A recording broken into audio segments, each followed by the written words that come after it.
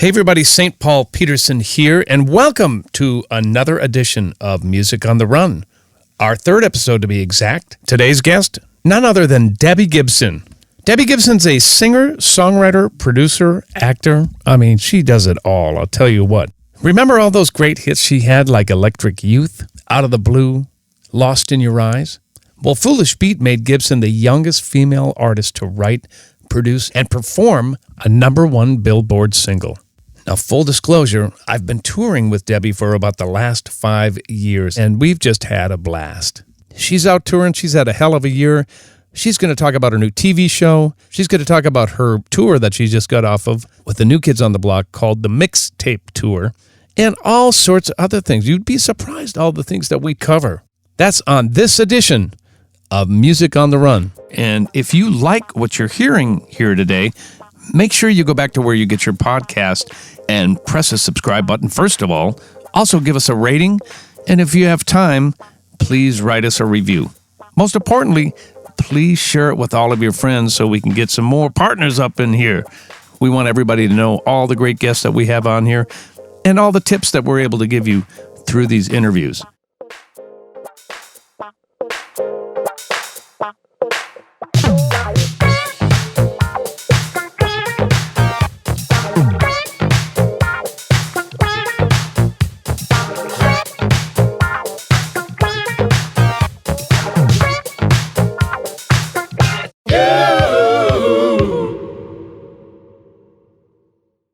Hey everybody, St. Paul Peterson here. Welcome to another edition of Music on the Run.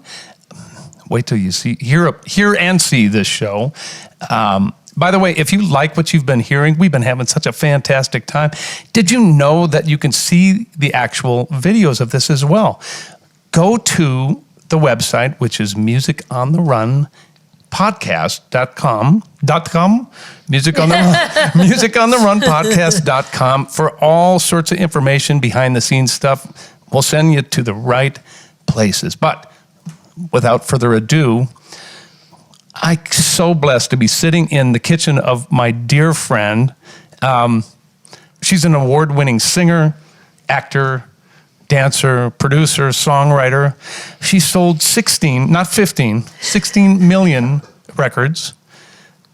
She started is it over 17 musicals or is it 17 on the button? Yeah, so it's how's the wiki page doing? It was 17 musicals in 17 years. Not all on Broadway, but I'll explain that in a minute. Okay. But yes, I did 17 in 17 years. My girl just finished a huge tour with New Kids on the Block, amongst many other fun people as well. She has a hit new TV show called America's Most Talented Family. America's Most Musical Family. Oh, why did they had it wrong on the... No, musical. I don't know. That's okay. Musical family. Yeah, America's Most Musical Family. Well, that's all right. We'll get it right. I mean, we said it 3 times, so that's a good thing. I like that. It's so bad when you're a girl and you have an iPhone in front of you because you just keep fixing your hair. Especially when you're wearing a ponytail. Facing towards you. You're like, I need the ponytail showing. Here's the most important stuff. Yes. She's a fellow wiener dog lover. And most importantly, my friend, and I've adopted her as my little sis. Please welcome Debbie Gibson to the show. Hello. I'm Deb. And the wiener dogs are like in the kitchen with us. Well, they'll make their appearance later, won't they? Yeah, one's here snoozing away, and where'd Joey go? I think Joey's with Joey. Yes, that's hysterical. I know. Our mutual friend Joey Finger's here, and my wiener dog Joey is with Joey. So Joey Finger, who is my best friend on the planet, is the reason why I know you. I know. How sweet is that? So cool. Yeah, it's a good, soulful connection. Really it is. That's a really good way of putting it. So what's a Brooklyn girl doing in Las Vegas? Oh, my goodness. How does one get from Brooklyn all the way to Vegas? That's such a good question. So I was in New York, and then I was in LA a lot of my adult life, kind of back and forth, or I'd keep a place there or whatever. And then I was in LA for 10 years, and I met my now ex while I was in LA. And we did a lot of... There's Joey. There's Joey. Hi, Joey. You want to be on camera? Joey. Oh, do you want he wants to be on Mama's lap or your lap. He might want to be on your lap. Oh, my God. So cute. The best. Joey is He's French a kisser. and made it inside of the mouth. Yes, it's not good. Hi, Oh, this is Joey, the wiener dog I'm holding right now. He's for those amazing. of you who are not watching this.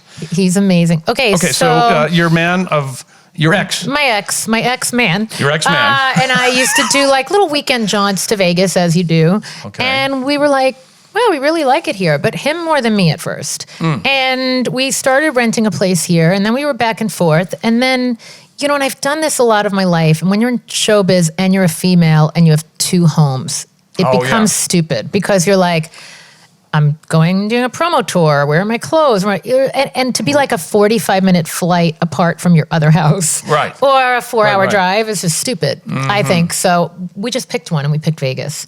And at first, I didn't love it. I'm not going to lie. I just think, I don't know, I got kind of hibernational. I think I missed like the hustle and bustle a little bit. Really? Yeah, but I think I kind of got hibernational just within my relationship, and that's what I discovered. So when we split, I was like, I could go anywhere right now. I was like, I could go back to LA, I could go back to New York, I could stay here. And it was my dear friend Matt Goss who said, you need to stay in Vegas. He's like, don't be like all the other people who go back to LA and live in LA. Because what he discovered, and what I did discover too, is like, when you are doing a lot of promotion and touring and everything, it is nice to be somewhere that's not showbiz 24/7. And not that New York is, and I do love seasons, but I have grown to love waking up every day and seeing the sun shining. And even I can see how you would like that, considering that I just came from -3 back home. There's something really life-affirming about it, and seeing the mountains and kind of like, I live in a very normal, like I have people in my life that like to tell me I'm normal. I always think I'm very eccentric, but I think I don't know. I don't know. Like, I don't think you're that eccentric. Sorry. I know. That's what my therapist says. My agent says. Everybody's like, same thing. They go, you know what? You're a kind of normal, like old school values type girl who's in a very modern showbiz world. So and in a very homey home, which by the way, I think I said that where we were, but we're sitting in Deb's kitchen in Las Vegas, Nevada, and it's so comfortable. And I have a wiener dog in my hands, sleeping. So I am like a very normal. So my point is, this neighborhood I'm in is really normal. Oh, yeah. And I used to say like, I don't want to make any new friends. That sounds exhausting. Well, the girl down the street from me is my pet sitter, and she's now my friend, and I've made new friends. And like, it's a neighborhoody neighborhood. Like if I'm on the road, my neighbor might check to see if the trash needs to go out. Like, sure. People You're look in the burbs, after each baby. other. I'm in the burbs. Yeah. But I'm 20 to 30 minutes from chic restaurants and chic shows, music and things and all the neon and all that, if I want it. But I hardly get to the strip. You'd rather bowl. I'd rather bowl. What's up with bowling in you? I actually have my own bowling ball. It's upstairs. I have my own God. Shoes What color? Well, I'm from Long Island. Blue. Blue bowling ball. Okay.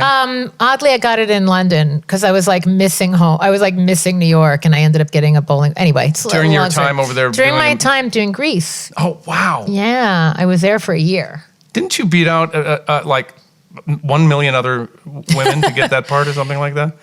Yes, and the funny thing is, so I was supposed to do it on Broadway, and they didn't have the film music at the producers. So the film music was exclusive to Robert Stigwood, who produced the movies. Okay. And a lot of people don't know that Grease was a stage musical first that originated in Chicago. I didn't know that. I know. So there were songs in it like, I can't even remember the songs that replaced. There wasn't a Hopelessly Devoted. There wasn't a You're the One That I Want. Really? Yeah, there was, I can't even remember, and I did the other show because the movie music's so memorable, obviously. So I went over to London, and they caught wind that I was there promoting an album, and I caught wind there was a new production of Grease happening, and I knew that the Broadway was an option for me. And then I found out from Robert Stigwood himself, no, darling, I did not give. By the way, Ahmet Ertegun, Eartha Kitt, and Robert Stigwood all spoke the same. Like I always sound like I'm doing like a darling. Like Eartha has a little more of that, and Ahmet was like darling, and then Robert Stigwood had it was these like really high powered, really cool people that I've gotten to work with. But but Robert Stigwood said like basically no, I did not grant the New York production the rights to use the film music. But we have the film music, and we love, so they auditioned me, and a lot of people just think you get handed Broadway and West End roles. You would think Deborah Gibson would get the part. She wants to do it. Cool. I did lay admit, but a lot of these old timers didn't know my pop career, so they knew I'd sell tickets, but you still have to legitimately be able to do the 8 shows a week. Which, by the way, I have people who are world-class pop singers say to me like, oh yeah, Broadway, whatever. And I go, okay, I've done them both. Right. And on one hand, when you're doing your pop thing, it's only your name on a marquee, right? So if you get sick, the show doesn't happen. It's all on you for that hour and a half or 2 hours or however long you play. However, as the artist/writer, you can change keys. You have a microphone a half an inch from your face. Right. You can go sing with me. You can change the set list. You're giving away all your tricks and tips when you don't feel well. Well, yeah, I mean, like we all do. That's good though. We all do it. But Broadway, you can't change a thing.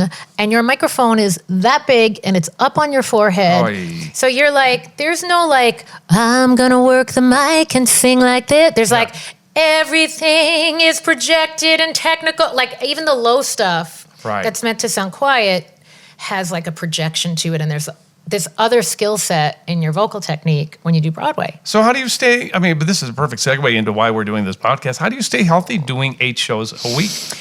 Well, whether it be on Broadway or in London, or whether it's touring with the New Kids on the Block, is it similar? Is it because you're stationary when you're in London? Right. So I will be really honest. Like I did the New Kids on the Block mixtape tour this past summer. Right. I couldn't have done a Broadway show this summer. What's the diff? It's very different. It's the difference. I don't know. I feel like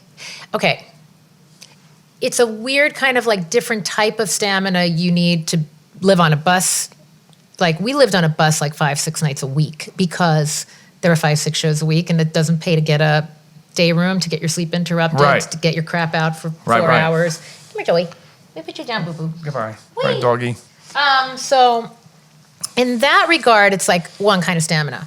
But like vocally, because, I was sick, I dealt with Lyme disease. We can get a little into that if you want or not or whatever. But I'm finding my way back to my like deeper strength and my vocal stamina and like how do I put it?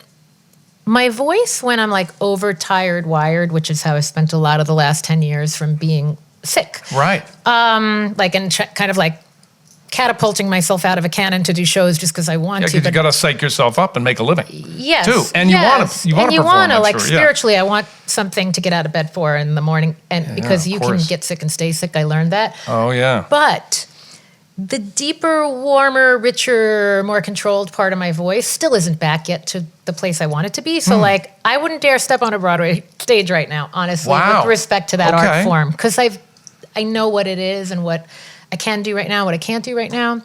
It's frustrating, but I've learned how to be accepting of where I am. Because I'm just like, you know what? People go through crap. And I'm lucky to be alive. And I don't want to get all my self-worth from what notes I can hit or how my notes sound. Right. So it's a challenge. I mean, I make it sound very easy right now. Oh, yeah. But I do a lot of work on myself with that because it's tricky. I mean, a lot of people deal with all kinds of things with their body or, we all don't want to acknowledge that age exists, but, it does. The beauty of my process is I could do more things now than I could 5 years ago. So I don't buy into the age thing. I just think it's like whatever your path is takes you on some twists and turns and you adapt. Is that through education or is that just through getting comfortable in your own skin? Yeah, it's through kind of like education by fire. I mean, I've had to do my own self-discovery with all this stuff, really. Right. And I have an amazing longtime therapist. I believe in therapy. Right. It's like, good for you. It's like going to the gym. I mean, there are people that are just really great at it and intuitive and that's, their profession. And so I'm a fan. Yeah. Well, isn't it funny how much mental game it is in the music business? I mean, yes. And just in life, look, we all say like the stupidest things to ourselves, which is stupid too, right? But like, no, we all say things to ourselves that are so destructive to ourselves. Yeah. Like we wouldn't say it to our best friend. You're not good enough. You can't hit that note. Yeah, you shouldn't be writing anymore. Right. You're done. I mean, how'd you get in my head? No. It's like, get off the shoulder. Get over there. Right, it's kazoo, right? Exactly. Yeah. Oh, I'm glad you like the Flintstones. Yes, that's so good. No wonder I love you. Yes, it's like, who? Right. And so, I think I've learned a lot of skills on how to go like, shh, quiet those voices. And like, even as recently as last night, having a rough night, couldn't sleep, feeling sick.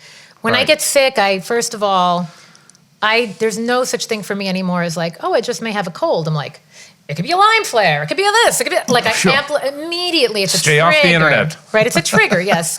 Somebody, a comedian said once, like, you know, I was on the internet because I didn't feel well, and by morning I was dead. Like you know, they will have you dead. That's it, like for sure. You know, by the 5th search that you do. Oh yeah. But right, so I amplify already, and then I go, well, oh my God, if I'm feeling sick, how am I going to get on the plane Tuesday to do that press? And I went, whoa. Yeah. And I even go to, which, you know, you laugh at this too, because I go to like relationships. I go, oh my God, if I'm sick, how am I ever going to be in a relationship? Who's going to want to put up with this? Wow.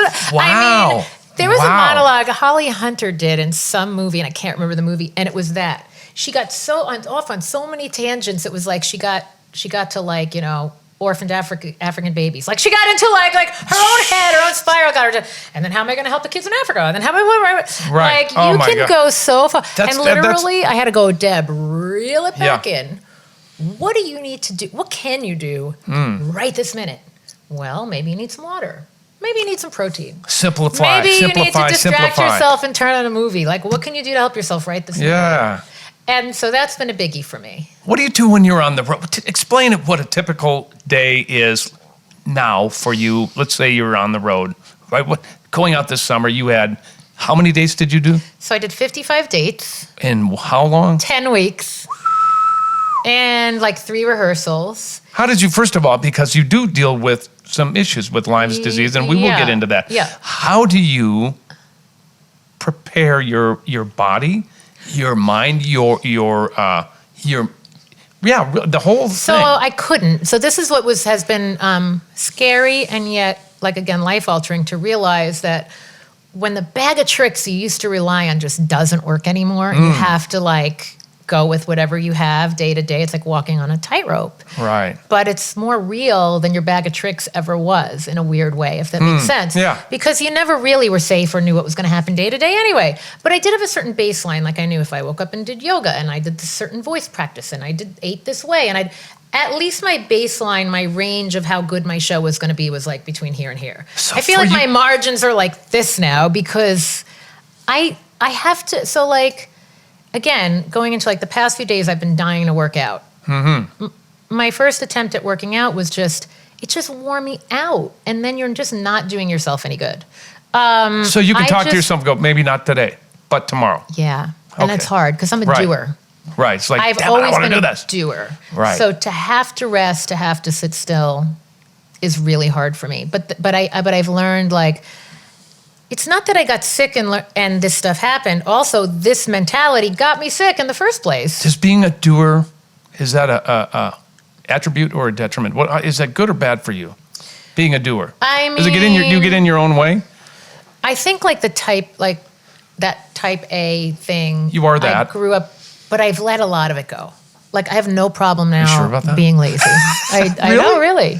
Really? Really. I mean, I don't like it. I still resist it. Okay. But I give into it if I have to. You Okay. know, like there's a point to which I can push and a point beyond to where I shouldn't push. And I've learned I've learned saying no more. I mean, even as recently as like, you know, there were shows I wanted to see this past week. Yeah, right. And could I have pushed? Yeah, but it might have tanked me for like a week. Ooh. It's once you deal with anything, but again, I think people deal with this too. It's just that when you deal with an illness that comes up, it amplifies all the things that were already going on. Yeah. And like It puts you stress could on get your away body. with it, right? It so does. like, and nobody should say yes to. I mean, look, again, I will rally for things I have to rally for. A friend needed something this morning, and I texted him and I said, "Listen, if you need me to juggle things today or rally for you, like I tend to rally better for other people than I do for Really? myself." Yeah, it's like. Okay. But again, there are situations where if people need you, you're gonna maybe rally. Yeah. If it's to go see a show, like it can wait. Or it cannot happen. Right. And everyone's going to live. And also, a lot of that's your own ego, like my ego, like, oh, they really want me to be at that show. Do you think they remember today and care? I don't think they do. Oh, I mean, it would be that's nice, funny. but I also think it looks bad. You start thinking like, I just grew up with that people pleaser thing, and I grew up with that, like, you show up and you... But that really I think that can get a lot of people in trouble, especially little girls, because, you know, I've done a lot of, like, mentoring and camps and things. See, I've seen you do those camps. And I think little girls, for some reason, put so much pressure on themselves. I don't know what that is, but I think it's true. You were my first woman guest Yes, on this because show. you have girls all around you. And Yes. this is great information. Describe what you think the difference was. Now we're going to switch gears a little bit because I'm thinking about this. Yeah. You're 17. Yep. You're a doer. Yep. You are on fire. What's different about you being 17 and someone coming up being 17 wanting to do the same thing? How has I love the that surroundings changed? So lots of things.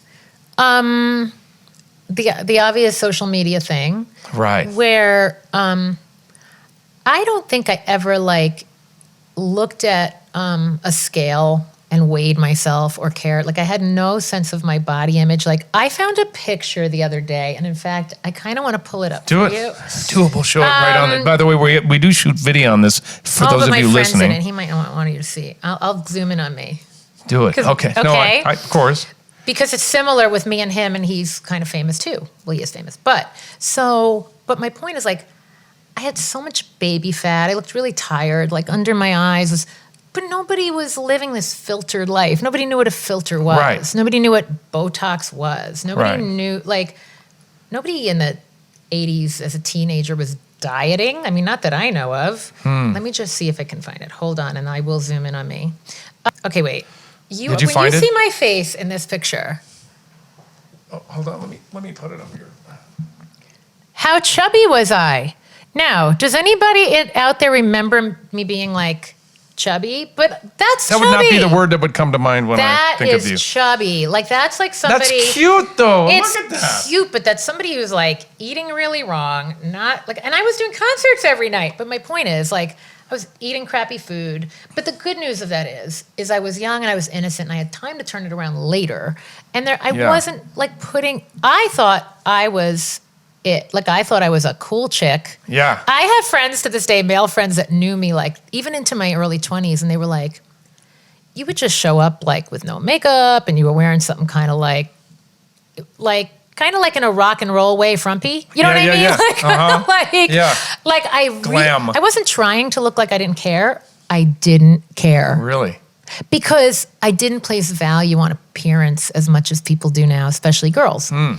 Which again, look, my mom was please go get a manicure. And I was I have so many better things that I want to be doing with my time than getting a manicure. But this was when I was Right. 26. Right. Not a baby. Yeah. But my point is now there's so much value placed on aesthetics, and that comes from social media. Right. And I think it really messes girls up. And so right now in my own life as an adult, and we've talked about this, I got really underweight for a while. By no fault of my own. My nervous system was misfiring. Yeah, I could right. only eat super bland foods. I couldn't touch sugar. I couldn't touch starch. And now that I can, boom, I gained 10 pounds. Boom. And it's quick and it's By the jarring. way, it looks great on you. I might just Thank say. you. Yes, darling. I have curves on the bottom. Yeah. I wasn't gonna say that, but yes, I did notice. Yes, I've got, but I still have to tone everything up. So I'm in it. My point is I'm in a transition with my body. And my Yeah. point in saying this is for girls/women, this never ends. And it's been made worse by the fact that we see ourselves now on every angle. And even if I get to an airport, TMZ's there. And you're always concentrating on the outward picture of yourself. Sure. And I feel for young girls, especially in the business, who are now growing up with social media, auto-tune, compressors. I joke that girls would come, kids in general would come to my camps and I'm they sound like they swallowed a Melodyne because Totally. they grow They up emulate hearing that. it. Yeah. Oh, my own Melodyne daughter it. can sound like a Melodyne. I'm Right. how did you do that? Or even the like a compressed sound to the voice. So my point is, I think the standards of perfection now are so high. There are way more better singers now than there were when I was growing up. Interesting way to think about that. It's Wow, really true. I mean, even Gwen Stefani has said, I wouldn't have gotten on The Voice had I auditioned for The Voice. She has said that because Wow. she has, first of all, I think she has an amazing, consistent voice and she has her own style. Right. But that is like, I think all of us from that era are kind of like vocal stylists, right? Yeah. And we're vocalists, but I didn't grow up with hearing all the runs, all the riffing. Like I grew up with like old Motown, Donnie and Elton Marie, John, very white bread, yes, Billy pop Joel. rock, Right. right? And Broadway women. So I grew up singing interesting. straighter. And I grew up singing in my church choir, which was not a gospel choir, right? So Yeah. again, you have little white girls now singing in this urban way that Totally. it's like very competitive and it's very specific. And it's like if you're not doing the run of the moment and you don't have this certain style, like also the way like Alessia Cara sings, or it's like an Adele thing. Like there's these certain pronunciations now, and the way that like sitting like the vocal fry, and the way the air is pushed, and the way Which is it's all dangerous in very itself, though, too, for your yes. chops. Yes. Well, a lot of mean- young vocalists have had multiple surgeries already. I know for a fact they have. I mean, They've put it out there. Yeah. They've said they have. I would be my worst fear to this day is twice I hemorrhaged a vocal cord, twice. Once was because I took Advil and I had a coughing fit on the Advil. And You the did? minute I stopped coughing, I said, oh my God, something just happened. Because I'm so Oh. sensitive. And I was in the middle of a run of a show. I was doing Joseph and the Amazing Technicolor Dreamcoat with 7 Osmonds. And we were getting ready to go on tour. We were at Paper Mill Playhouse in New Jersey. And I had to take 10 shows off. And it was like devastating. And that was a quick turnaround. They told me at least 2 weeks. I did it in 10 days. I shut my mouth. And I was they like... put you on complete vocal rest? Complete. Yeah. I mean, you That's hard can't enough. make a peep I know, when you hemorrhage a cord. And so to this day, I'm like, I'm always swearing I've hemorrhaged. I go to my throat doctor and they stick the scope down your throat. Oh, and I'm yeah. like, please tell me I didn't bruise or hemorrhage. Please tell me I feel like I hemorrhaged. They're like, you didn't hemorrhage. You're just really swollen and inflamed, which Right. happens a lot, which, like the mixtape tour, it felt like I was in an ENT's office, an ear, nose, throat doctor, like every week. Because I swore I did something to my cords. Really? And I can't take medication anymore. And I don't want to. Sure. So you homeopathic things, is that the approach? I do homeopathic things, but what I've learned, yes, I'm like all holistic, energetic medicine, if you will. I take a couple of supplements and occasionally a homeopathic remedy or a flower remedy. Okay. But what I've learned is, for me in my process as I've gotten older, is that there is no substitute for sleep, peace of mind, a good diet, laughing. Like those are the things that make you feel good and well. And how do you It doesn't come in a pill. Right. There's no quick fix. How do you do that? I mean, how are you able to achieve that on a consistent basis? Well, maybe that's a trick Well, question. I had to trust. See, this last summer was very unique for me because I had no proof that my body and my voice were going to be able to do this tour. Right. And I said yes. I said yes to Dancing with the Stars the same way. And it didn't quite work out. I mean, it kind of did, but kind of didn't. Right. And I said yes. I was like, well, I have 2 options. I can say yes or no. And I'm a yes person. I'm like, I'm going to say yes. I'm going to hope that my body can do it. And I had Right. to trust a minimal warm-up and workout. And I had to trust the 32 years of experience I'd have. I mean, longer. I've been doing it since I'm 5 years old. I had to trust that my voice was going to come through. I had to trust that the adrenaline that came from the people. Right. Like, because when you're a little under and you're not feeling good, I don't know about you guys, but I can't hit the notes in my living room in a practice. But then I get on stage and magically. That's an amazing drug, adrenaline is. Yes, It's amazing. and a crowd. I mean, God, you have a crowd like. It's just unbelievable. Yeah, but I also had to trust like. And you get brave when you have that in your system, too. You do. It's But true. I also with Lost in Your Eyes, so I sang it as a duet, as you know, with Joey McIntyre, which I loved. It was his idea. Oh, yeah, that was a He great reached moment, out by and the said, way. do you want to do this as a duet? And I was like, huh? Yeah. Wow, Why give me not? a minute on that. I've never thought of that like Right. this. And it was such an amazing way for me to experiment with a new part of my voice because normally I'd be like belting those high notes. Mm-hmm. But this time it was I put it in like a little more of a head voicey place. Mm-hmm. And because I had the safety net of singing harmony with him, Ah, I was able to not right. push. And I had people tell me I never sounded better. And in my mind, louder and beltier was better.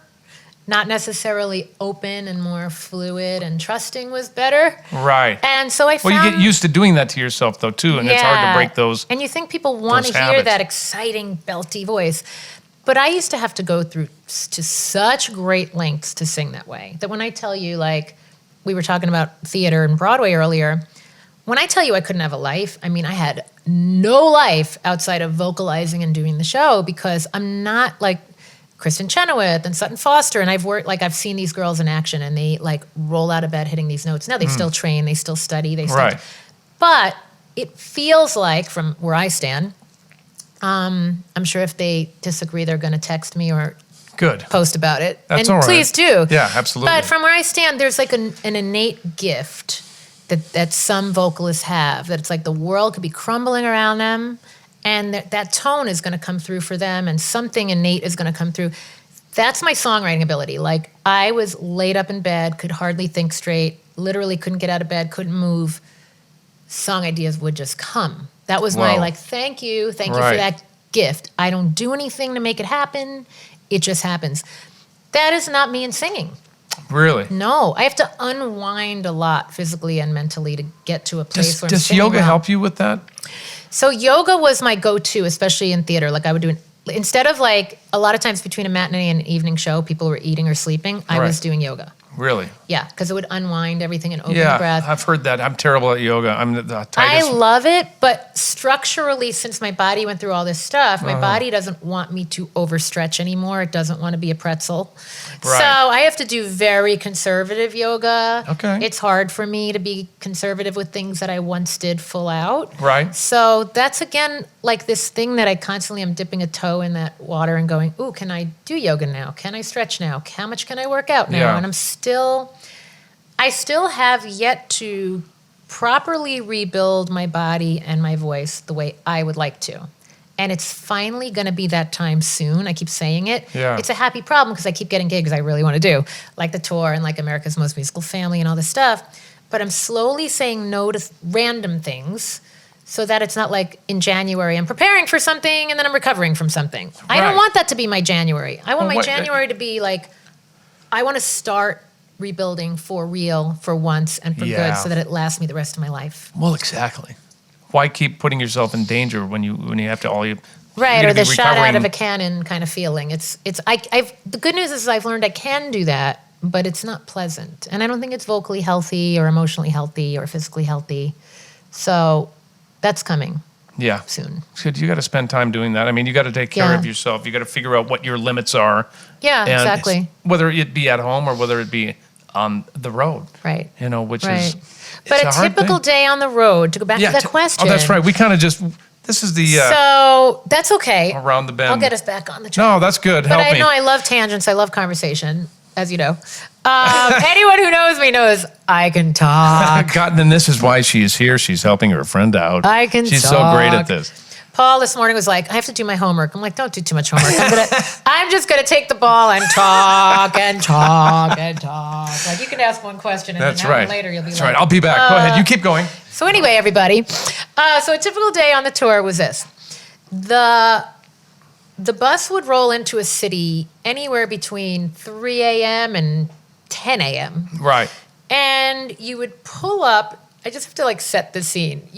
First of all, we had bus drama the entire tour. So, like, you did? Yeah. So we were supposed to get one bus and something happened, and then we got another bus, and there were these weird noises. I probably could find it in my phone if I really tried.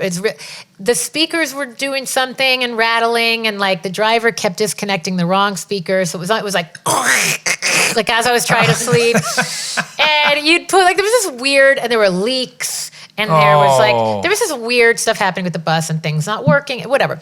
So then you'd pull up. So, like, you're trying to sleep with that kind of stuff going on and some kind of noise canceling headphones and two wiener dogs in the bed. Yeah. Which was the best. That helps. They were the best. It was so much fun having them on the road. And then you'd pull up usually next to a bunch of other buses with the generators running. Oh, sure. So you're trying to sleep and it's like, right. And by the way, and this is me also, like, this habit I have, but I'm not complaining. Like, these were all happy problems, but these were the things that were happening. Mm-hmm. It's not glamour. It's not like, look, I'm sure Donnie Wahlberg's bus was totally soundproof, and he earned that bus. Let me tell you, he works his arse off. I've never seen anyone work as hard. Wow. My bus was, a little ghetto fabulous. Right. Yeah. Oh, that's funny. So it was not the I'm the support act. So my bus was the support act bus. Right. So, and by the way, there's such a, as you know, I think there's such a romance to living on a tour bus. It's so cool because who doesn't dream as a kid of living on a tour bus? Like it's so great freaking for cool. about a week and a half, and then I'm like, ooh, where's my bed? Where's my wife? Oh. Right, exactly. Mm-hmm. So, well, I didn't have a mate to miss, so that was one good thing. My dogs were with me, so that was great. But so you'd pull up, and then I'm a morning person, and when I'm home, I'm in bed by like 9 o'clock. But my meet and greets will go to like 1. So I'm going to bed around 3. Oh, but I'm still up at 6. Because really? That's just that's my rhythm. So essentially my day went like this. Pull in. Do I get up and have some breakfast or not? Sure, I'll get up and have some breakfast. Either I made myself something on my little hot plate or I went in and ate with the crew. Right. Then I go back to sleep and then I wake up and go, now what? All right, maybe I'll take a walk. Okay, I'll take a walk. Okay, take a walk, get back. Go, now what? Okay, I'll nap and meditate again.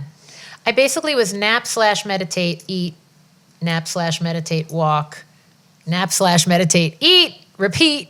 Really? Get up, eventually start a routine at like 5 p.m., and then, the show would happen. And then I would do a meet and greet with Tiffany, a meet and greet on my own, right, and a VIP meet and greet on my bus. And how long are those? I mean, I know how long they are, but I'm sure these guys want to know how long that is. We technically needed to be done by 12:30, but I didn't find that out till like a month in, that New Kids were kindly like covering the cost of me going overtime because I don't like cutting meet and greets short. Right. And so the one on the bus was like the super VIP meet and greet with 10 fans only. Right. And it was so incredible because, Cher once said, fans don't want to meet me. They want to know I met them.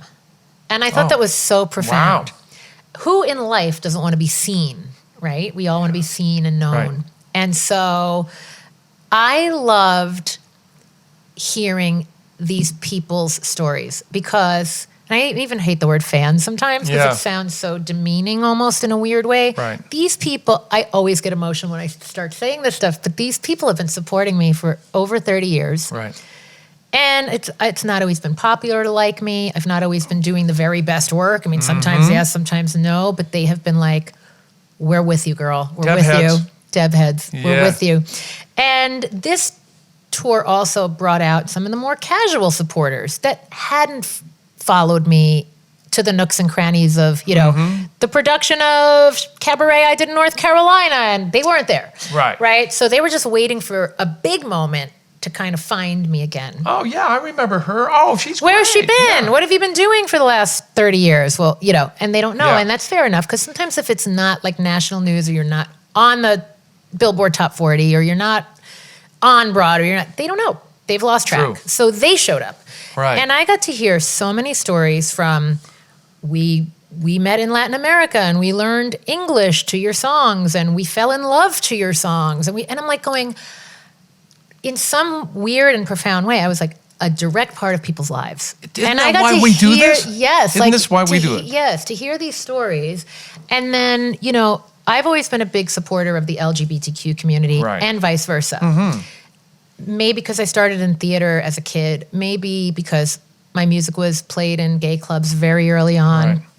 And I just always had that camaraderie. And I always wonder like what it is that draws that audience, especially to specific female artists like myself. But we have that connection. Right. And I cannot tell you how many people came up to me on the bus and said, I was afraid to come out in high school, or I did come out in high school, and I was bullied, and I felt alone, and I contemplated taking my life, and your music and you were my friend. Wow. And I'm like, I didn't know I was there, but I was there with them. Right. And it every time I talk about it makes me very emotional because, again, I really was just doing what I loved to do. I loved to sing and dance in my living room. I loved to play my piano for my friends, my family, my stuffed animals. I had them lined up listening for real. Did you really? Yes, I did. Oh. And so to know that that's all I ever wanted to do was that, even just in the living room. And the fact that I got to take it out of the living room and to the entire world. Yeah, you sure did. Blows you still are. my mind. Right. Yes, and so to see that audience come out in 15 to 20,000 people a night, and then, up to 100, 200 people at meet and greets every night. Like, I did the math at the end. I mean, it was thousands of people that I got to meet and spend time with. Does that give you energy, or does it take it away from you? Oh, that's such a good question. It's a happy engagement and exchange of energy. Yeah. And I don't realize how tired I am till it's done. Sure. So yes, it keeps me lifted and lifted and lifted and lifted. And then I go, woo. Ooh, that's... Because it's intense. It is. Even the intense, beautiful moments. The stories moments. are intense. Yeah. And I want to be present for every single person. Right. Because everyone's got their moment. And the weird thing is, and you're going to relate to this, people pay for meet and greets now. So I was the girl standing by my bus in the dead of winter signing every last autograph, obviously for free. I'm like, this comes with the job. Right. Hey, I'm famous enough that someone wants my autograph. Like, that's the payment, right? Right. But it's become a thing, really, so that fans are guaranteed their moment. They are guaranteed. They know they're getting that moment. They're getting that beautiful photo and professional quality. They're getting their stuff signed.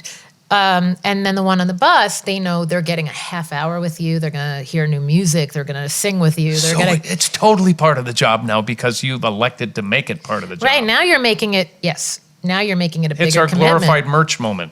Really, isn't it? I mean, it's hard to break it down like that, but that's really, I mean, you're offering an experience for your fans. I think it's a better way to put that. So you want to be present. You want to show up. So and in a you weird do it way. every single time. I remember hanging out with Joey. Every night. In what? Now, people, I forgot to say this. Joey, why don't you come into the shot come so they know come over who here. we're This is talking Joey about. Finger. He's the musical director for Deb, and he hired me. Yes. I've been playing keyboards and Here, wait, did we I need play to get guitar? you- No, I yes, played you need to bass get in the on this. Here. Yep. No, we need you in this. No, This is it's my so best good. friend on You're the adding a entire hit of planet. color. This is my favorite color you're wearing. blue. Teal. Give Yeah. me some teal. Let's take a quick breath here on Music on the Run with Debbie Gibson. We'll be right back. Hey, everybody, did you know that we actually video every one of these podcasts? Would you like to see one? Head over to patreon.com/Music on the Run podcast and check it out. We've got everybody on there. Debbie Gibson, Steve Miller, yours truly, and every interview that we've done will be on there. You just got to become a partner. There's 3 different levels you can go. The top 2, you'll be able to see that video, and really, it is worth it. And it also helps us out to be able to have a little extra change to be able to produce these podcasts. You really are partnering with us, so we appreciate it. Go to patreon.com/Music on the Run podcast, and you'll see all the choices there. And now back to Music on the Run with Debbie Gibson.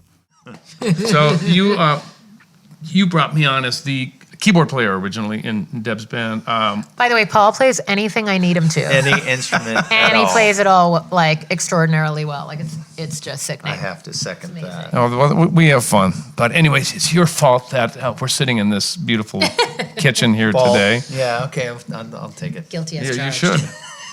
And just to brag about Joe, he's just finishing up what is it, an 11-year run 11 years at the Flamingo. with Donnie and Marie, whom I saw 2 nights ago. And I have a long-standing history with the Osmond family as well. So it was so fun, like a complete circle to come out here and support you as your journey with that particular configuration of the Donnie Marie show comes to an end. So It's been an amazing kudos run, to you, but brother man. You know what the funny thing is right back at you, though, because I think I got that gig because of you. But that's what we do for each other.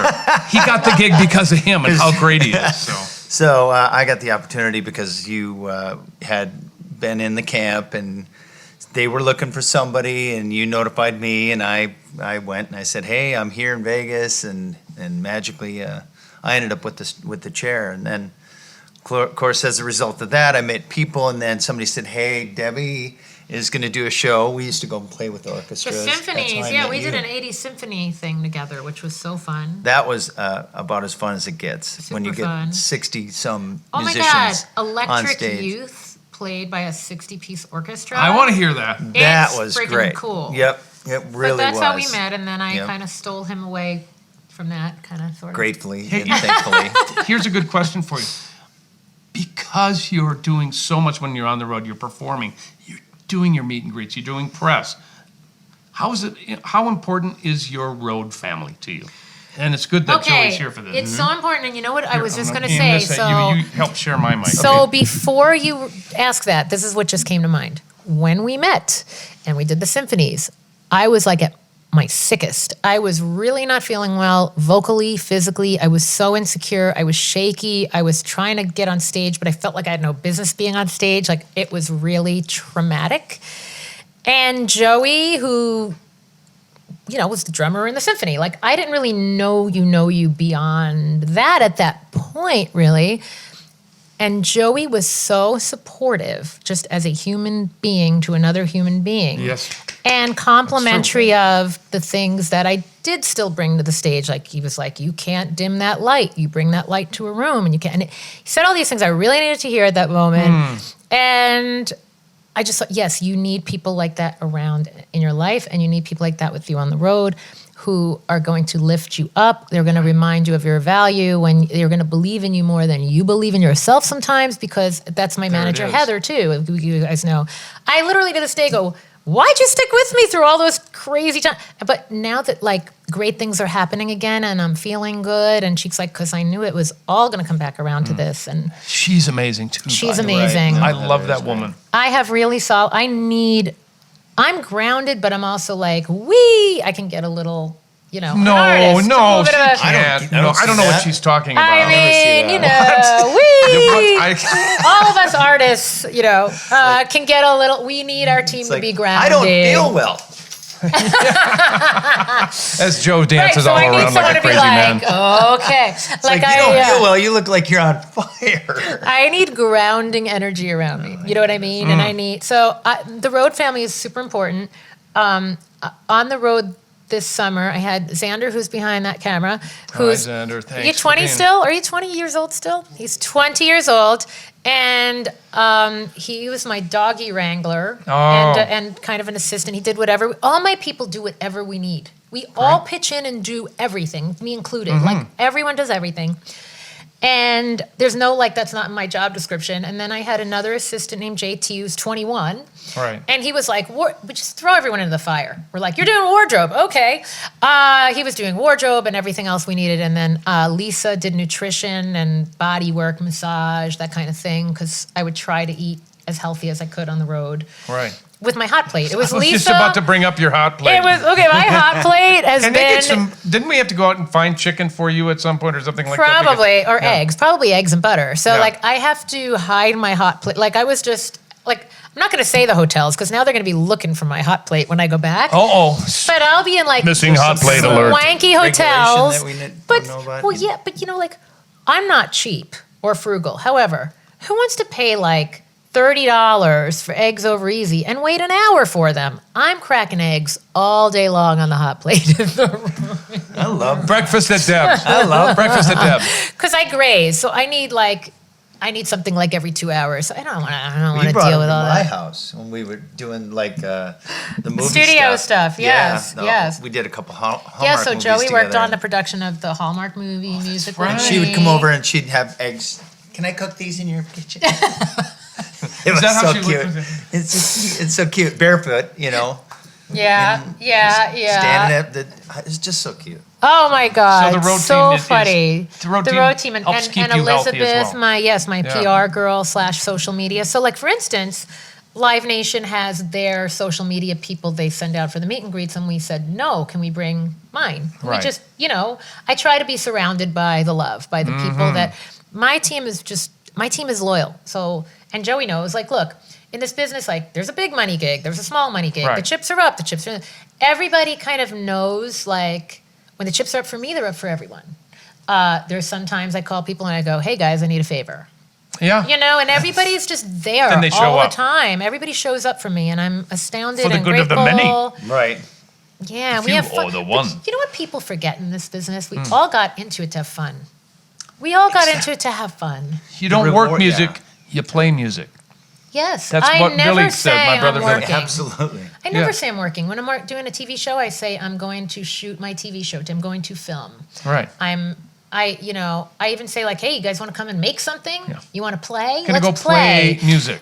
It's all play, you know. And I guess the only time it ever becomes work to any degree for me, again, is like when you are sick and you're having to pull from some crazy reserves, and that's like the technical part or the work part. Like I have a commitment, I'm honoring it. However, I still feel grateful that I have a reason to get out of bed and get my shiat together and figure it out. Right. Because I a could lot do of people without don't the have that. 4 a.m. at the airport thing, though, I think. Right. Once in a while, right? Yeah. Let the sour grape once in a while. Oh, it's Get not fun. I'm not going to say it's fun. Yeah, But yeah. it's not always money that you do this for. It's like, that's not the only mean, reward. No, so. I mean, to me, that's rarely the reason. Like, it's just, like, what else would we be doing? Well, let me ask you this because Lord knows I can't cook. you can't can. type. You can cook eggs. I can cook eggs. I could open an eggery. Yes, an you can. eggateria. Egg and all. You've been famous since you're 17? 16. Or 16? 16, 17, yeah. Okay. Thank you for ask it killing again, time. I'm sorry. You've been famous since you're 16. How do you stay so connected? I like that word, connected. It's funny because I never lived a big famous life. Like I never did. Even, I mean, it's so hard to explain. But I always like really gravitated to the inner circle, and my inner circle, even at 17, was Buddy, who you guys know, Of course, I love you, who buddy. I went to high school with, who Oh. danced with me then, who dances with me now. My younger sister Denise would be on my bus. Okay. We would play Pictionary and categories and do things that kids did.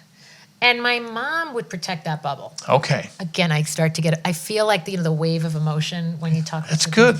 This is what it's all about. My mom, who, I talked about this recently on Jenny McCarthy's show. We talked about her being a mama bear. Yeah. And how that got me into trouble sometimes in business, but it didn't get me into trouble personally and in my Yep. real life, which is where Okay. it counts. Yes, it does. So- How long did it take you to realize that one?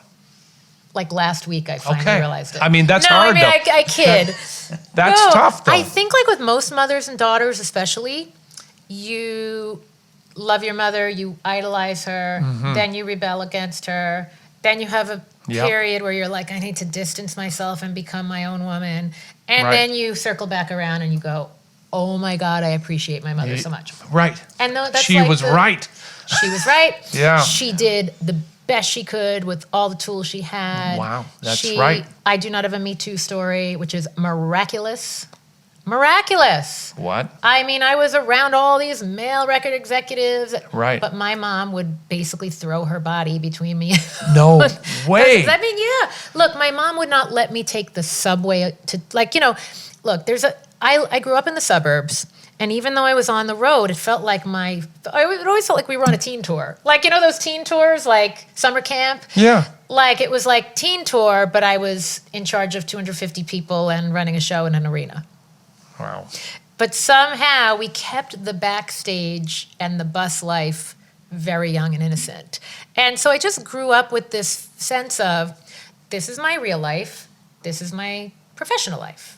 And it wasn't this big mixed up thing for me, and it wasn't like, even to this day, I have friends that say to me, like, I forget you're a celebrity till we go out and someone recognizes you. I do. Good. I take that as a high compliment. And then because I think you can turn it on and turn it off. But also I think doing theater helped me with that, because you literally, schlep to your theater or your rehearsal. Like Right. in New York, there were times like when I was doing cabaret on Broadway, it was snowing. People were actually skiing down the streets because there was ice. But it was like unreal.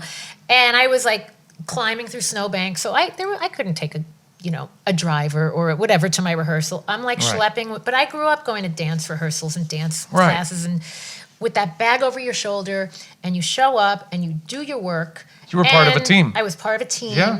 And then when you're doing a Broadway show, you literally show up with no makeup on and whatever, and you put your character on, and you're glamorous for a time, and you do your thing, and then you take it all off, and then you go to the stage door and you sign autographs and you go home.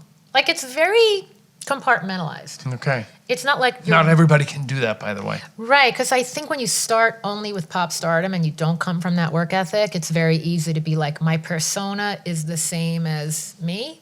And it is, and it isn't. I mean, it's just accessing different parts of yourself. I'm sure, like, if there are any, like, high-powered executives out there watching, that's not who they are at their kid's baseball game on Saturday, right? You know what I mean? Like, absolutely. That down-home side for me always prevailed in a way. Right. And I just knew how to switch it on. I feel very confident on a stage. I've always felt very confident running a rehearsal. I knew what I wanted musically. So how do you But I didn't know how to get the boy in social studies class's attention at the same time. I want to ask you something. I'm coming back to that one. But true. How do you turn... I'm actually in touch with that boy still. From social studies? Is that Mark? It actually really was biology. Oh, never mind. We won't say his name on here. I can say his first Go ahead. name. His first name is Pete. Pete, I love you, Pete. Biology. Even 35 years later. Well, we're friends now. It's so odd. And he's kind of a professional in his own right. But go on. I was going to ask you, how do you turn all of what you just said into a leadership role? Because that's what you are. In your business, as a music maker, you are in the music business. And you have to be a good leader to be able to be in this business for however many years it has been. Are you a good leader? I think I'm a good leader, and I think I'm a good creative business person, but then I have Heather, who is the business person. Okay. And I think there's a And she translates. She jokingly says, I'm the closer. Like, I'm the closer in a room. Well, she does the heavy lifting, like, you know, I want to read a contract after it's been gone over the first 5 times by Heather and the attorney and whatever. I didn't get into this I've learned to know exactly what's going on in the business end of my business and weigh in. But essentially, I come at it from a creative perspective, like, oh, are you getting me the value that my creativity deserves? But again, what we all just said earlier, there's also the 100% of nothing is nothing mentality. So my mom comes from an old school business model of, you need 100%, you need this, you need of everything. And you burn bridges that way. That's just the bottom line. There are times you have to give things away to get your creativity to nurture that out other side, yeah. Like, to me, it's like, look, getting a movie made or something, you don't always get royalty. People think you get all this stuff if you create an idea. Depends. Right. Sometimes you do and sometimes you don't. Again, to me, the fee in getting a movie idea made is you get your movie idea made. Like, you started with an idea in your head and you get to see it on a screen. Like, how cool is that? It's not just about money. Right. But then your time is valuable and you need to be compensated in other ways or whatever the thing is. But, like, I don't overly get bogged down by that. But I'm a good leader. I think the reason I've sustained, I had this thought the other day. I don't think any artist has ever sustained in this business who is not authentic. So my big word is authenticity. And I think that translates to the leader I am, and that translates to why I've sustained. The artist you are from day one.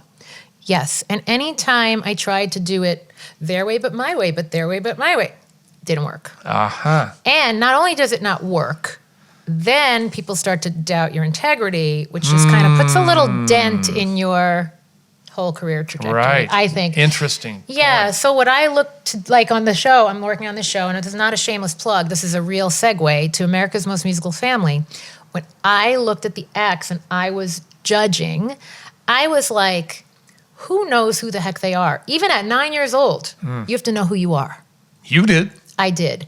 And you have to, because a record company is going to try to mold you and shape you. And eventually, though, people are going to catch on to the fact that that's not really you. Right. And when they can't find the particular writer to write the particular song for your style anymore, it's suddenly like, what do you do?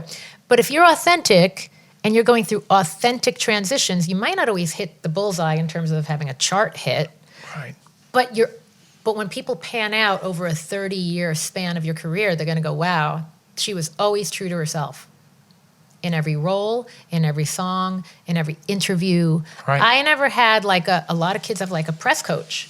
Say this, don't say. The only thing anyone ever told me, my first publicist, David Salador, who's awesome. He's still a New York publicist, and I call on him for things every now and again.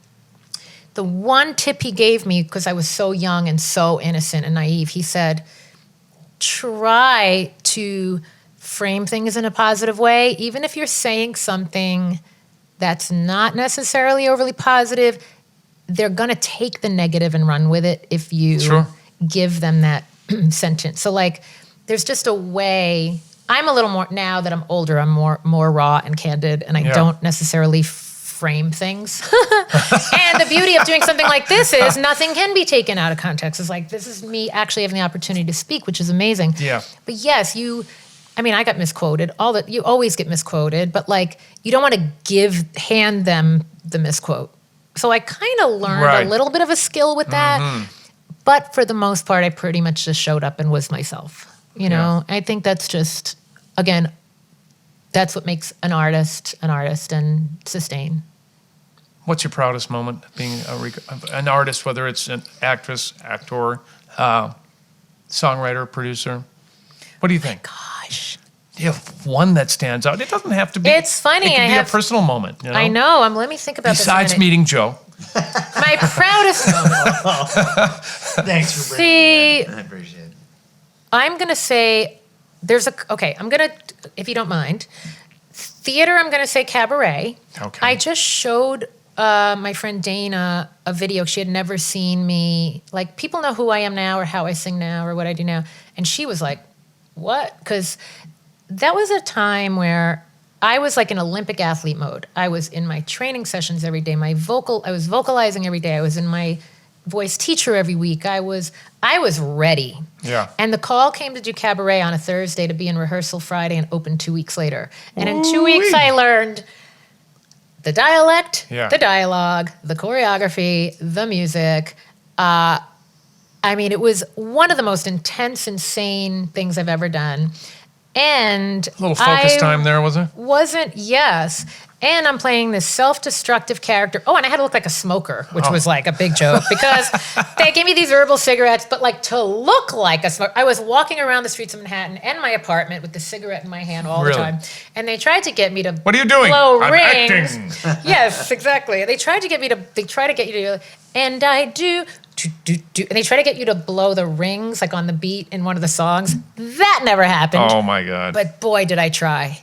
I really tried. I almost had it. But that was a proud moment because I felt I really disappeared into the character. Mm-hmm. I like saying shiat. I don't swear, so I make the curse words cute. I had my shiat together when the call came in, which is a big lesson to anybody watching out there who wants to be in the business. Be ready. Luck is what happens when preparation meets opportunities. So the saying goes. Thank you. It's true. That's called work ethic, people. That's luck. We've spoken about that before. And the luck is a part of it, but you got to be ready for the opportunity. You have to be ready. So that was a very proud moment. Right. Because it was like little Debbie Gibson playing the self-destructive drug addict, Sally Bowles. Yeah, who is that up there? No, that's not Debbie Gibson. It was a bit of a stretch. However, you realize what you find within yourself. And I dared, this is why I'm proud of this. I was always like a little sugar-coated. Okay. And afraid to be vulnerable and afraid to be like, yes, I too have a dark side. I too have a self-destructive side. And all the unstable parts of me had to come out in that performance. And I was shaking when I was singing cabaret, and by the end, I throw the microphone on the ground, and I was raw with it. So I was really proud of that. Wow. And it was in Studio 54, and it's where the audience is this close to you, and you can't fake anything. Right. So I had two options. It was like, say yes or say no, or but say yes and really show up and do it. Right. So I did it. Go all in. Did it. So I was really proud of that.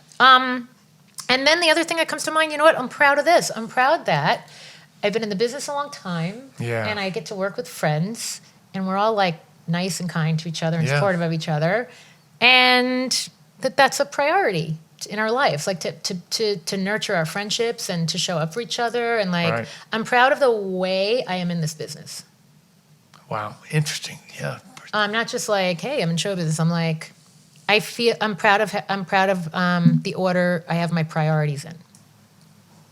Totally. I mean, That's what I'm proud of. I know for a fact that I respect you as an artist, but more so as a person. Thank you. Really. I mean, Thank you. the minute I came into your fold here, courtesy of Joey, I was like, I just love her. I mean, I felt like you were thank my you. little sis right away. I'm like, Thank you. You know, and I don't have a little sis, so Thank I'm you. so proud of you and love Thank everything that you you. do. And we have fun together, don't we? We do have fun. Absolutely. Yeah. And listen, I have like annoying habits. And I was thinking about, what was I thinking about today? I was like, And I've done my laundry in your room I mean, before. Yes, you have. I mean, listen, like I annoy myself sometimes. Like we all have Wait a minute. our idiosyncrasies. We all have our bad days. But yes, you guys did your laundry Yeah. in my You room. and- folded them. You folded my I was clean like, whose underwear. underwear? Yeah. That's She did. Right. You That's folded love right them. We there. got back there and was like, oh my God, she wasn't It was in sleeping. Singapore. And there's all the clothes folded. And I'm like, those are my underwear. That's what I feel like. She's Look, folding. I felt lucky that I had the Diva Suite that had the washer and dryer in it. Oh So I'm my like, God. please, let's come over and have a laundry party. that was What she was sweet. really was saying was, Sweet. wash your ass. But Yeah, right. You please. stank. Yeah. Oh my God, that is so funny. That is It classic. was 3 a.m. I or feel like something, I feel like I might have put the underwear in a pile and said I Yeah, felt maybe you did. funny about it. You did. Folded You it. actually. I did. You did say that. I said the only reason I didn't fold these was because your wives might be like, she folded your underwear. That might just be inappropriate. that's love. So No, I put that's the love. underwear aside, but I folded everything else. You did. You did. I'm not the best folder in the world, but That was in Hey, it Singapore. got in my It was bag. in That was Singapore. Singapore. All right, a couple of more questions Yeah, because please. we should probably let you get back to your life. I know you got things to do. I have very important things to do Yes. today, people. Okay, so I want to talk about where's your man? Why aren't you scooped up and what's going on with that? First of all, I love the. See, I grabbed my ponytail. Yeah, 'cause I it's saw like, that. You were like, oh, first we're of going to all- talk about How dare you ask Oh that? my God, I love this. My favorite topic. Okay, well, come on This with is it a- because people are is this dying to not know. everybody's favorite topic, really, right, Why Xander? not? Let's talk about love. Come on, Let's even talk about Xander love, has told me babe. about the barista or the this or the that. Is she still around? Do you see her? No, She's long gone. you don't go there. She's just. Oh, he's shedding a he tear. broke his heart. She broke his heart. I wonder what it's like being like You're avoiding the 20 question. and dating. No, but really, like, Okay. I just wonder. Anyway, like 20 and Come dating on. in this day and age. So Do dish it what out I was there, gonna say girl. was I love the phrase "scooped up." I just said this to a friend the other day who was going through a breakup, and I said, if she didn't come along and just at this stage in the like wishy-washy, like is it ending or is it, and just claim you. Like, forget it. Yeah. Because, and that might sound almost like chauvinistic of me to say that, but there comes a point where, yes, you want to be like, you're mine. mine. Like, you want that confidence from the other person. Right. Like, But to answer that question, it's been almost 2 years since my last relationship Mm-hmm. ended, and I feel like it's taken me all this time, really. Wow. It wasn't until like this past summer that I started feeling like, oh, not even like I'm ready. I'm like getting ready to be ready. Okay. Or I'm ready to Preparing to prepare? Or I'm ready to like connect with someone where it like slowly unfolds. I'm actually oddly still not in a rush. I've never been formally married. Well, I'm 49. Okay. And I used to be like, oh, marriage, I don't know if I want, like, Trooper's agreeing, Trooper's seconding that emotion.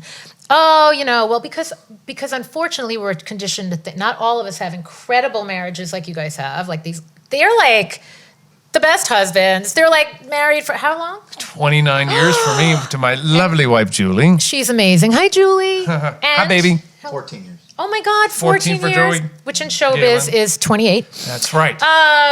Or 14 times 7. Like, how is that even possible? But amazing. Hi, Galen. But yeah, so I feel like, unfortunately, we've been conditioned to think of marriage as marriage could mean you're going to get a divorce. So like, well, I don't want to get really? legally married because if I end up splitting up, then I got lawyers up in my business, which is also kind of true. But True. I feel like if I get married after 50, I have a way better chance of it lasting forever. Right. I mean, how long can forever be at 50? People, I've upped the odds. And you know who you are, but I still don't understand how it works. So here's what I grapple with. Yeah. First of all, what I have found when I decide I like a boy, and I call men boy, I think all men are boys. And Yes. we're all Well, we are. girls, we're all girls. Yes. That's a fact. We never grow up. Yes, especially I don't know what you're talking frickin' about. frack over here. Yeah. Boy Yeah. 1 and boy 2. But yeah, so I find that at this stage of my life, I like reconnecting with people from my past. Wow. Because Okay. I don't... Familiarity. The history, the familiarity, the kind of spiritual connection, the starting place, like a conversation starts at a certain level. You're not just like getting to know someone. Yeah. Now, I wonder, does that sound cynical? Does that sound like, maybe it would be really fun saves time. I mean, it definitely saves time. It does. Maybe it would be I fun know to get you. to know someone from scratch. But and I'm a very trusting person, almost Yeah. to a fault, but that's what scares me. Yeah. So to kind of know someone, to meet someone with like no context, which has happened to me in my 20s and even in my 30s. But like even in my 30s, it was like through someone I knew or whatever. But like when you meet someone just totally in their own bubble and you're just getting to know them, and it's like, and you throw in the fact that yes, I am an entertainer. So like if it was someone in my business, it would be one thing. If it wasn't, it would be another. I don't know how it's going to work for me mainly because my life works so well as it is right now that it's scary. Right. So I go, oh, how does I know it this, fit listen, in? I have male friends too that are like successful in the business and single. And similarly, it's like they want a strong, independent woman in theory, but someone kind of has to be able to fit into their world because their world is up and running. Dating while famous. That's hard. It's weird. That's and gotta you know there impossible. are dating apps for famous people. Really? I have friends that have done it. I don't want to do that. I think that's so, I mean, I say more power to the people who do it because they're actually saying to themselves in the world, I want to be in something. Right. And I want to meet a peer. And so I'm going to put myself out there. But I'm very about very being into vulnerable. like organically meeting people or things organically happening. Like I had a fun little, without saying who or what, I had like a fun little text, like banter with someone I knew from long ago that I was in touch with like periodically, but then kind of by accident we reconnected, and then it like was like sending each other little voice memos and little on the road. It felt like a little summer romance, which we'll see how that pans out. But you heard it here first. You heard it here first. That's right. what did I really say? But We're leading with that, by the way. Editing right that. oh my God. But I still am I go through the thing of like, oh my God, like I don't know, are our communication styles the same? Are we like, would we ever really be able to connect our lives even if something were to happen and it's like there's timing and there's logistics and I think those get more complicated when you get more evolved and just, I don't like saying older. It's not older, just like if you're in your, like this is like a bubble for me. But I also learned in my last relationship, I'm a really good partner and I enjoy it too. Like what I enjoy is this. I've already been the boss woman. I can be that. I know how to run the show. So I like being in the girl role. I like being like, you're the man, make us a reservation. And like, open the door. Like I am kind of traditional like that. You don't have to be on the ball all the time. You can be like.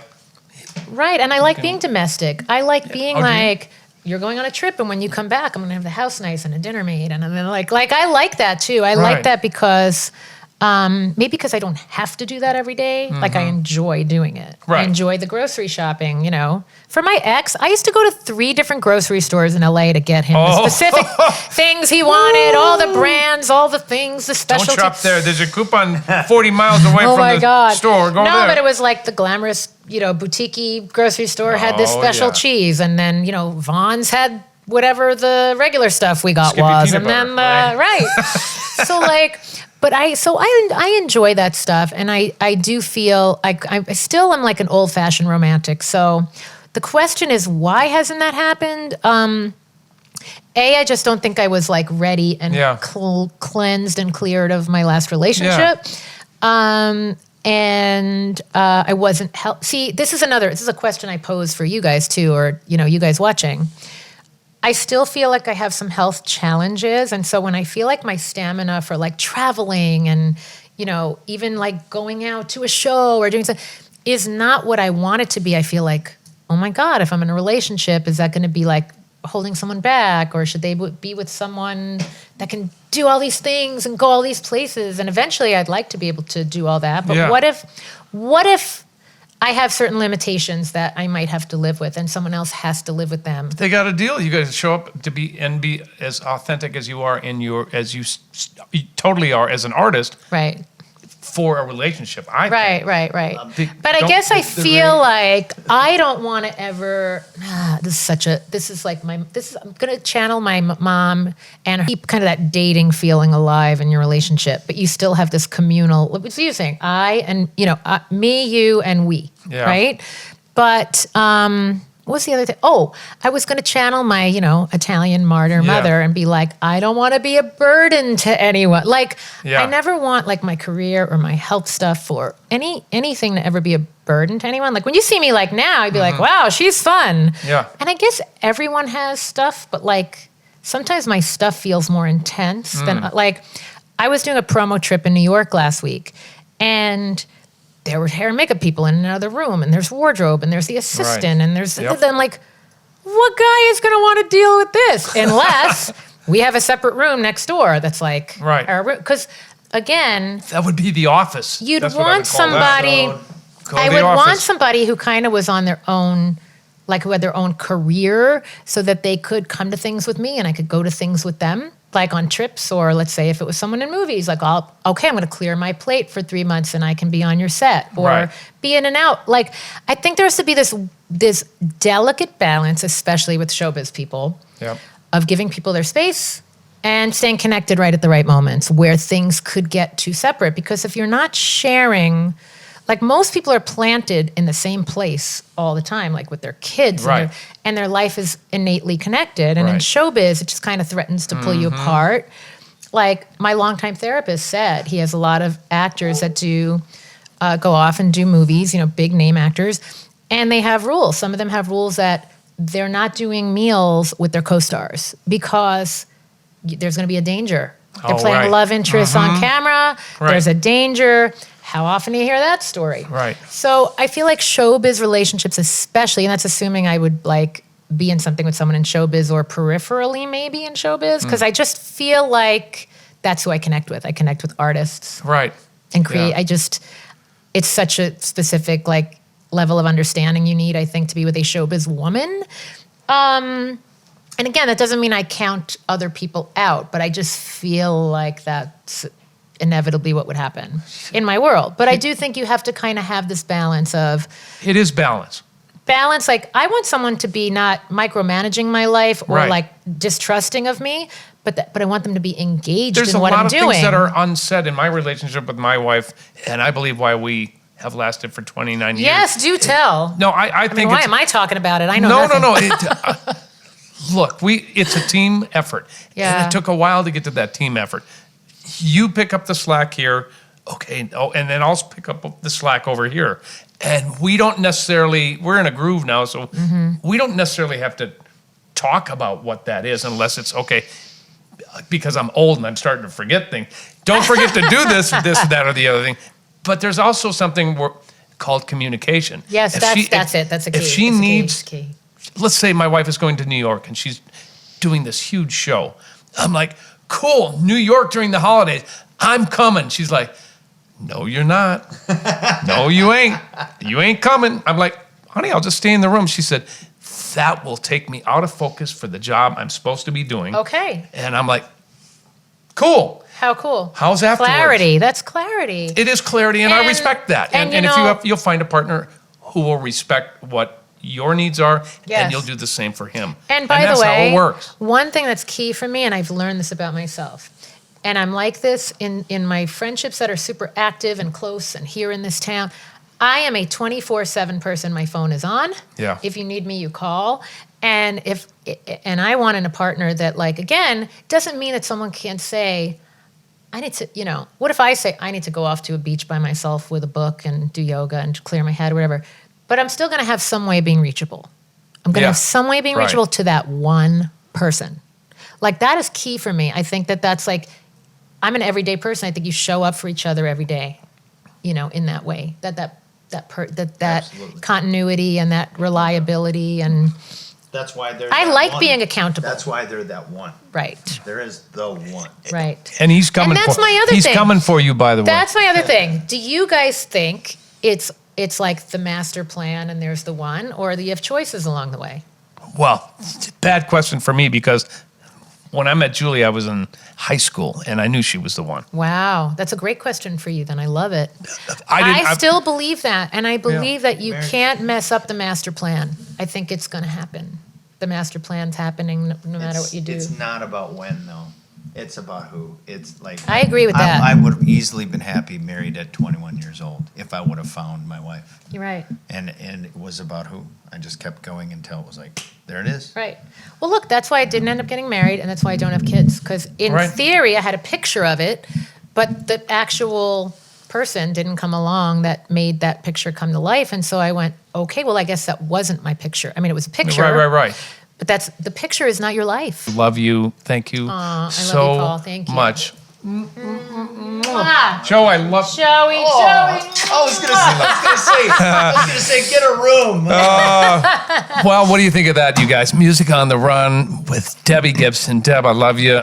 Thank you for doing this. Hey, if you want to see this on video, go to the website, musicontheRunpodcast.com, and we'll show you how to do that. .com. .com. And that's the only way you're going to get to see the boots and the ponytail. So run, do not walk. And your kitchen, for that matter. Mike, no one, I know. Just hit me with that. The kitchen. Hit me with your pigtail. The ponytail. Come on and hit me with a TV, pigtail. My TV room and PlayStation room. That's for the next one. Yeah, we'll talk about that next time. Thanks so much, St.Paul Peterson. This is Music on the Run. Thank you, Debbie. Thank you so much, Joe. I'm having trouble. We'll see you next time. Ow, we out. Peace, yo, we out of here. What? Music on the Run was recorded and hosted by yours truly. Produced by my buddy Davide Raso. Video production by Ivan Sebastianov. Lots of help by my buddy Joe Finger. And thanks to Debbie's assistant, Xander Laird, for running the third camera. Until next time, don't forget, flatulence is an attribute.